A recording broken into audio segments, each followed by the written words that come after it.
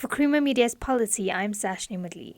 Joining me today is author Ming-Cheau Lin to discuss her book, Yellow and Confused.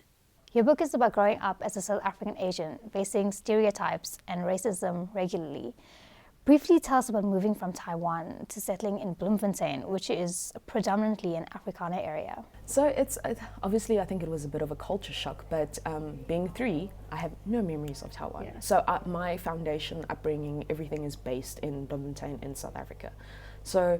But my parents, being adults from Taiwan and moving to South Africa, they were never prepared or couldn't even prepare us for the kind of racism, the kind of discrimination that we would face in Bloemfontein.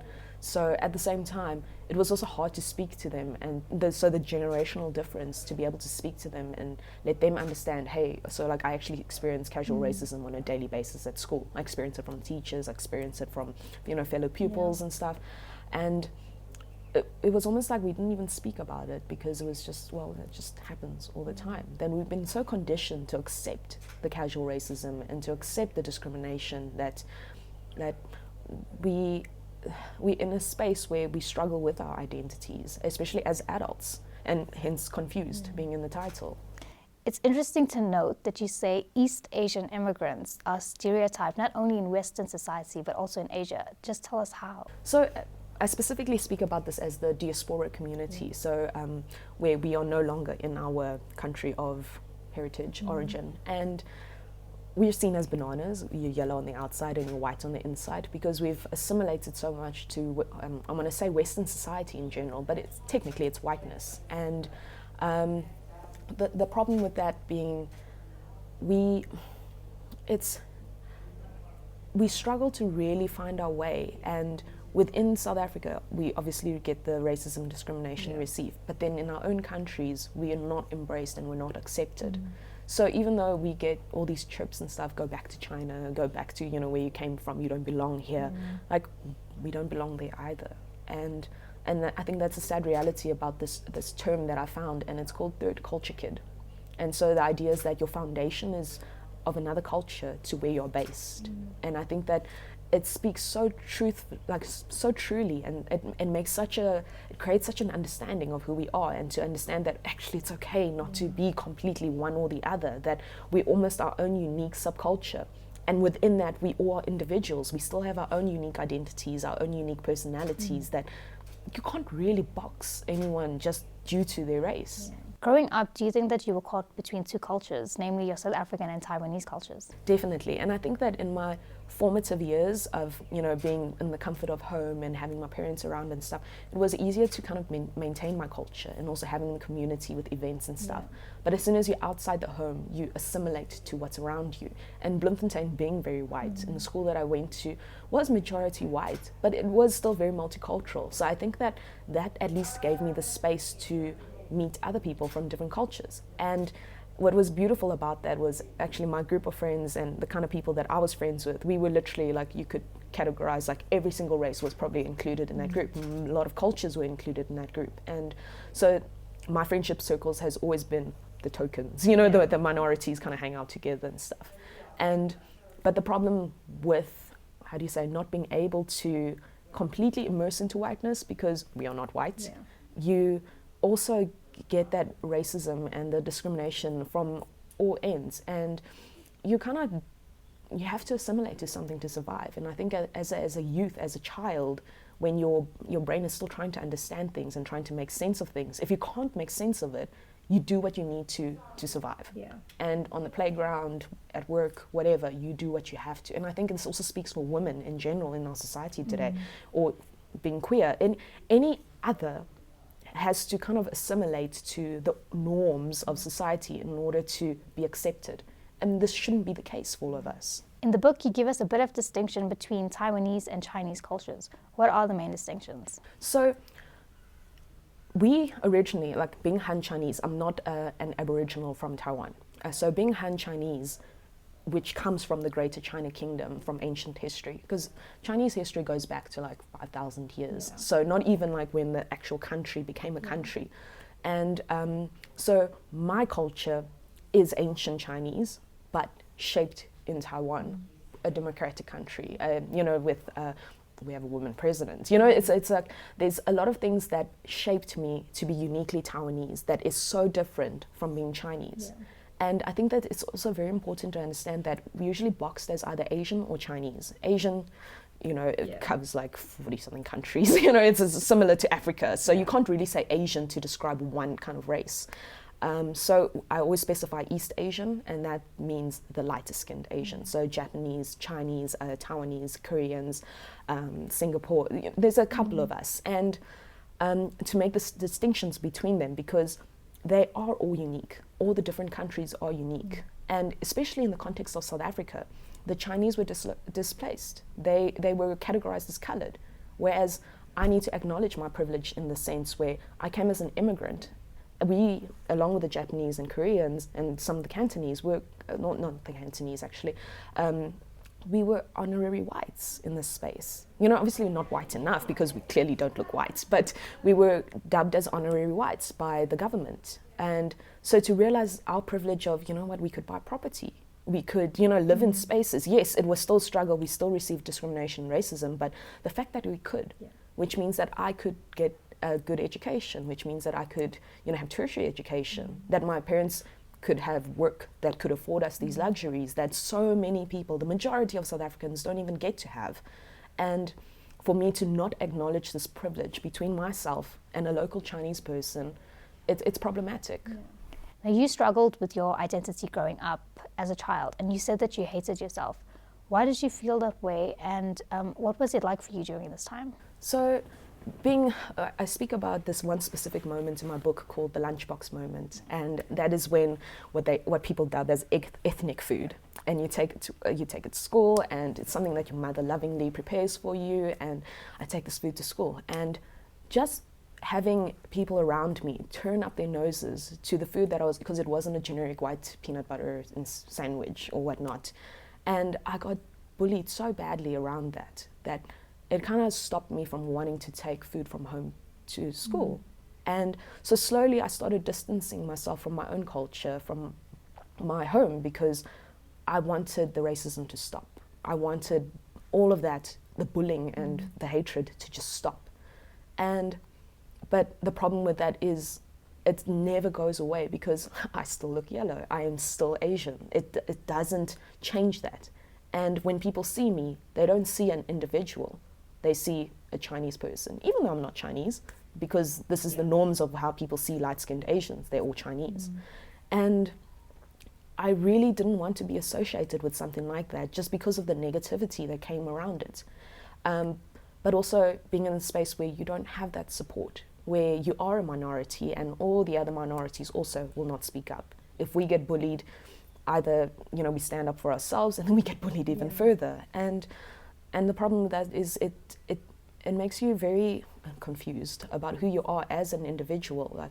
Because I realized that there's this element inside me, and it's a people-pleasing element, and it kind of plays up this concept and horrific concept of a model minority. So you don't cause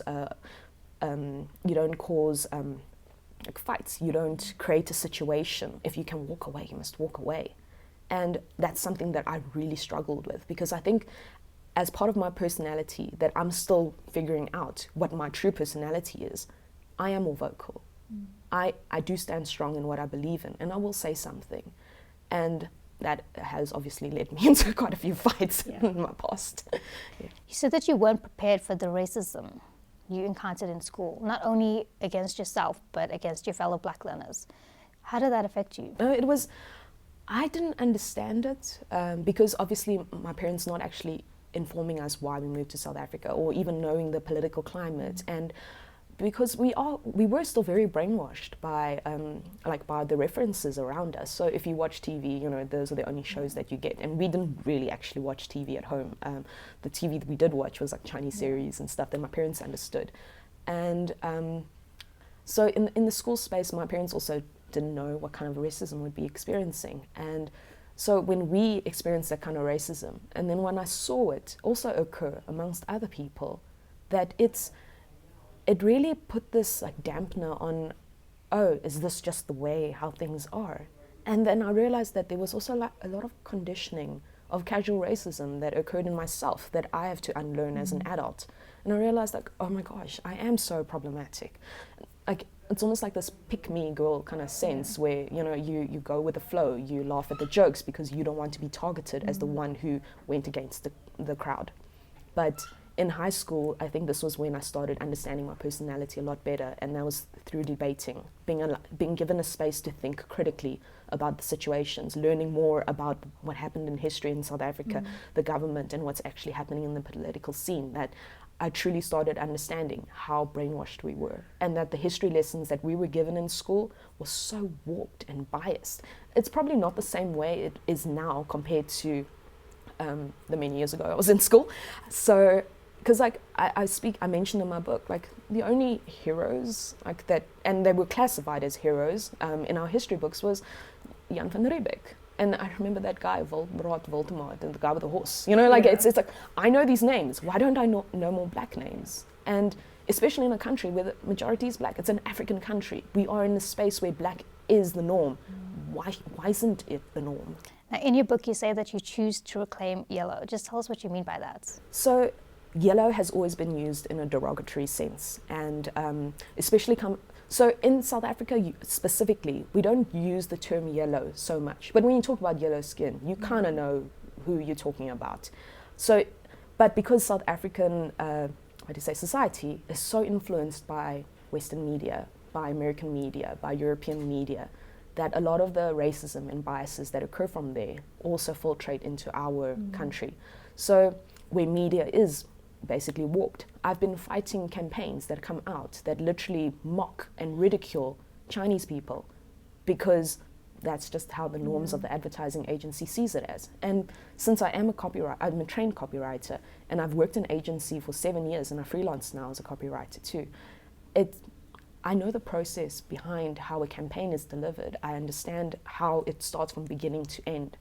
And for every single person in that process to not see how problematic a campaign can be shows how ignorant the people who are making decisions are. It shows the lack of representation in the teams.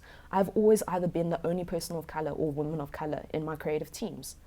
And to be in a country where the majority is black and people of color, why is whiteness then the norm in media?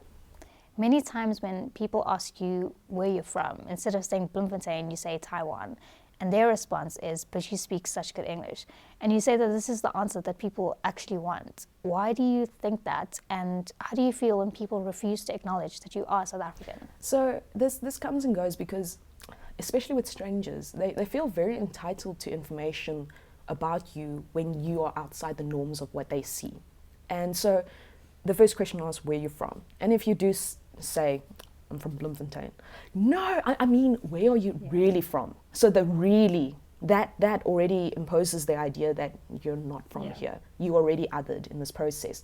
So you kind of like objectified into the space where you are already seen as an other, and they're just waiting for a response that perpetuates their notions of what an other is. And so I could start, I'm from Bloemfontein. And it's like, no, I was raised in South Africa. I was not raised in Taiwan. I don't know any other thing. And they're waiting to hear Taiwan. And then as soon as they hear Taiwan, then there's also a lot of other things that come with it. But I could totally just skip the beginning process and just, skip to Taiwan. And then that also saves me a lot of annoying explaining to do. But because the thing is, as soon as you don't want to converse with someone, they get angry at you. And they racial slurs come, they feel entitled to shout at you, to make you feel like nothing. But then again, sometimes I do play the ignorant immigrant and I just speak in Chinese back, and it's like, well, I don't understand you, so like no English. When you were younger, you were mocked by people who would pull their eyes into slits, and you write that it continues to this day. How do you deal with this as an adult? A lot of the times it's really just, I think, and it shows in my book, anger. So my anger has evolved from, in the beginning, when it was confusion, and now more lately, it's a validated anger. And I feel strong in my anger because the things that I'm angry about, you know what, everyone should be angry about. But I've also, in South Africa, found my space to be an ally, to black people in South Africa, for any others in that case. And it's like, it's not about just fighting your own battle. Every single battle that is on the side of injustice should be fought, and we should fight them together. Because how else can we move forward as a society if we kind of retain all of these like ignorant and old school mindsets about, you know, what reality is? And how can we be so arrogant to think that, you know what, we know everything, we don't need to learn anymore? Now, South Africa just celebrated Heritage Day on the 24th of September. And there is a chapter in your book called It's Not Braai Day. Unpack that chapter for us and just tell us why the term Braai Day is problematic. So, okay, the person who started the Braai Day concept is someone called Jan Braai. And not discrediting him as a chef, as a person in food, but to coin that term as a white male in South Africa, when you are part of a 4% population, to use that to completely overtake something called Heritage Day, which celebrates so many unique heritages in South Africa, it's problematic. And it doesn't represent the majority. And this is where I always go back to representation matters. And if Braai Day, so to say, is heritage, then there are so many cultures that don't braai, you know, yeah. And also we have so much more to celebrate within our heritage than grilling meat on a fire. Yeah. So that chapter actually came about from a Facebook post that I put up, and it was literally just a reminder, FYI, it's not Braai Day. And I got so much backlash on it, and only from white people. Obviously there were white allies who were fighting them as well, but this group of white people literally felt so entitled to keep Braai Day as a thing and not even try to understand the history and the context of what Heritage Day actually is, that you think about how ignorant we all actually are in this space and how arrogant we are to not acknowledge the privileges that have kind of brainwashed us into believing that, you know what, this is okay. It's okay to strip away the cultures of every single other culture that doesn't actually, you know, use a braai, use grilling of meat to celebrate their culture. And it's problematic because yes, it's a modern thing. We all braai, we all love a good braai, and there's no doubt about that. But to reduce Heritage Day to a braai, it is problematic. And so I had these friends fighting with my black friends, like about what Braai Day should be. Oh, you must say what you want to say, kumbaya, you know, we should all be friends and stuff. But then completely invalidates their experiences of their upbringing, of being displaced, of relocation, of all these different things that kind of forced them into not being able to celebrate their cultures. And now you're forcing them to celebrate something that isn't actually really cultural, but it's a stamp of the removal of the history. And I think that is where it is problematic. And we shouldn't be celebrating Braai Day. We should be celebrating Heritage Day.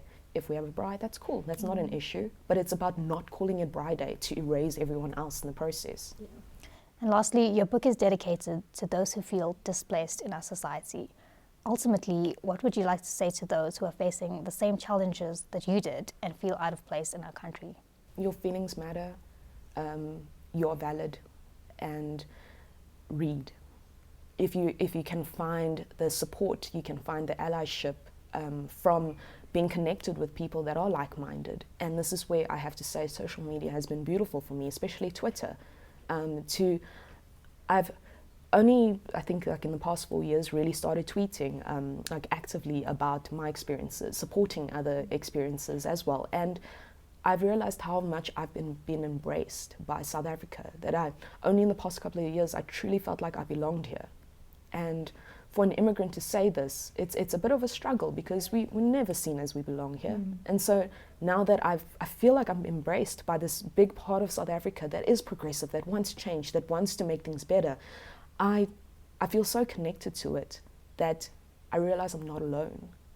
And since publishing not only Yellow and Confused, but my previous articles and my previous cookbook as well, it's been the messages that I've received, and not only from yellow people in South Africa, but from all others. And I've received so much, messages around validation, around being able to contextualize the feelings that they have, the discomfort that they have when they're in a situation of casual racism, and understanding that we also perpetuate our own issues, racism, colorism, sexism, and the problem with that is because we don't have that surrounding.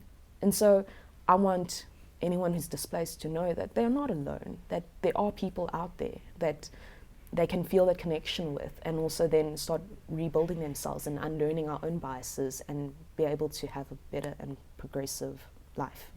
That was author Ming-Cheau Lin discussing her book, Yellow and Confused.